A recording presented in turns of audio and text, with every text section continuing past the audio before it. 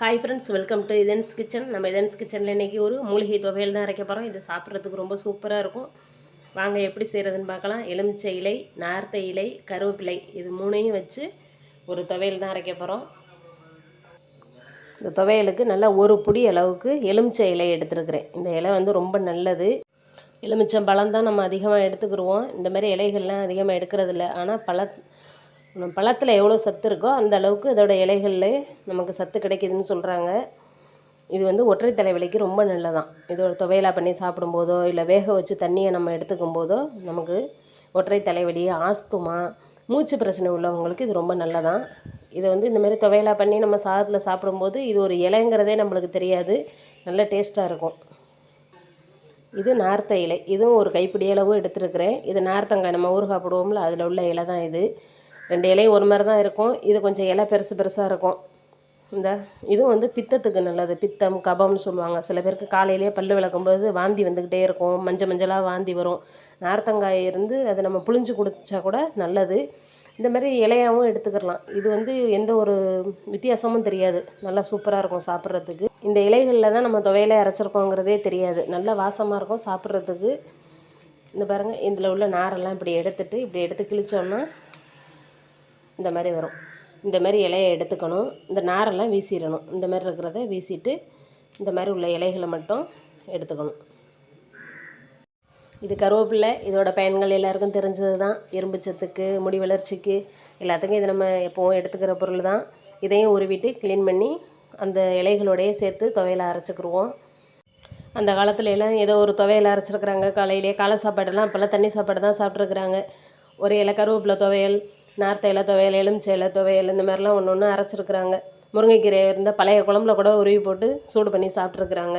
முருங்கைக்கீரையை சுண்டி சாப்பிட்ருக்குறாங்க. அதனால தான் அவங்க நல்ல வயசானாலும் நல்லா ஆரோக்கியமாக நல்லா ஹெல்த்தியாக இருந்திருக்கிறாங்க. நம்ம இதெல்லாம் மறந்துட்டோம், செய்ய அலுப்புடுறோம்.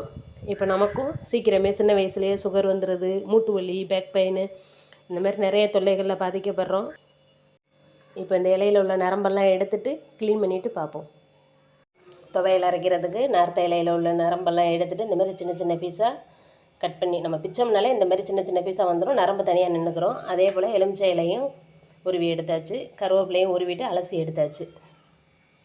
இது கூட வச்சு அரைக்கிறதுக்கு 4 பச்சை மிளகாய், 7-8 பல் பூண்டு, ஒரு நெல்லிக்காய் சைஸ் புளி, 10 சின்ன வெங்காயம், 2 ஸ்பூன் தேங்காய் எடுத்திருக்கேன். இது எல்லாத்தையும் வதக்கி தான் அரைக்கணும். வதக்கி எடுத்துகிட்டு வந்துடுவோம். கேஸ் ஆன் பண்ணி ஒரு கடாய் வச்சுருக்கேன். இப்போ வதக்கிறதுக்கு நல்லெண்ணெய் சேர்த்துக்கிறேன்.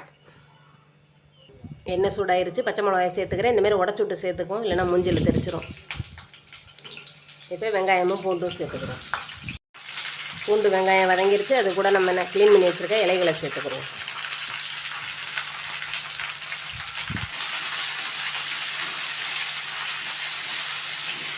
வதக்கும் போதே நல்ல வாசம் இருக்கும். அதில்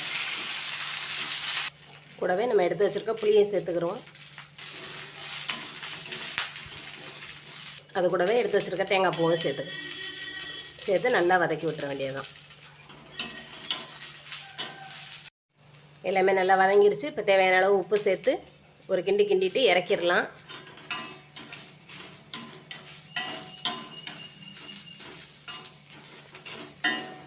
இது நல்லா ஆறுனதுக்கப்புறம் அரைச்சி எடுத்துக்குவோம். அம்மிலையும் அரைக்கலாம், மிக்சிலையும் அரைக்கலாம். இப்போ யாரும் அம்மியில் அரைக்கிறதில்ல, மிக்சிலேயே அரைச்சிக்கிறோம் இன்றைக்கி. இப்போ இது நல்லா ஆறிடுச்சு. இதை மிக்ஸி ஜாரில் போட்டு நல்லா அரைச்சி எடுத்துகிட்டு வந்துடுவோம். தண்ணி ரொம்ப சேர்க்கக்கூடாது. தண்ணி அதிகமாக ஊற்றினா சட்னி மாரி ஆயிரும்.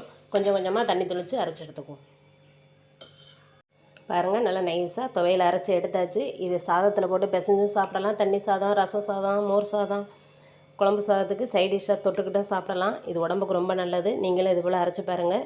இந்த வீடியோ பிடிச்சிருந்தால் லைக் பண்ணுங்கள், ஷேர் பண்ணுங்கள், சப்ஸ்கிரைப் பண்ணுங்கள். தேங்க்யூ.